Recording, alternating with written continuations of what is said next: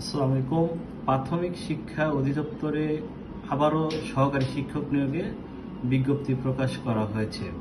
এর আগে ঢাকা এবং চট্টগ্রাম বিভাগের বাইরে বাকি বিভাগগুলোর জন্য 10,000-এর উপরে সহকারী শিক্ষক নিয়োগের বিজ্ঞপ্তি প্রকাশ করা হয়েছিল। আজকে দৈনিক ডেইলি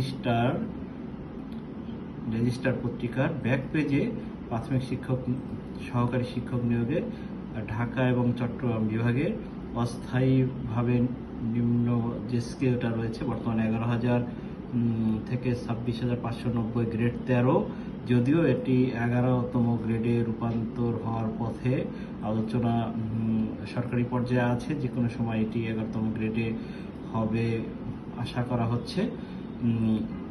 3 পার্বত্য জেলা ছাড়া ঢাকা ও চট্টগ্রাম বিভাগের সকল জেলার সকল উপজেলা এবং শিক্ষা থানার স্থায়ী নাগরিকদের কাছ থেকে এই দরখাস্ত আহ্বান করা হয়েছে।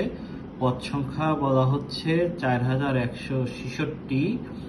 বয়সসীমা 30শে নভেম্বর 2025 তারিখে সর্বোচ্চ বয়স হবে 32, সর্বনিম্ন হবে 21। শিক্ষাগত যোগ্যতা কোনো স্বীকৃত বিশ্ববিদ্যালয় থেকে দ্বিতীয় শ্রেণী বা সমমানের সিজিপিএ সহ স্নাতক অথবা স্নাতক সম্মান বা সমমানের ডিগ্রি। শিক্ষা জীবনে কোনো স্তরে তৃতীয় বিভাগ বা সমমানের জিপিএ বা তৃতীয় শ্রেণী বা সমমানের সিজিপিএ গ্রহণযোগ্য হবে না। আগ্রহী প্রার্থীগণকে অনলাইনে আবেদন করতে হবে। আবেদন শুরু হবে 14ই নভেম্বর সকাল 10:30 এবং শেষ হবে 27শে নভেম্বর 2025 রাত 11:59।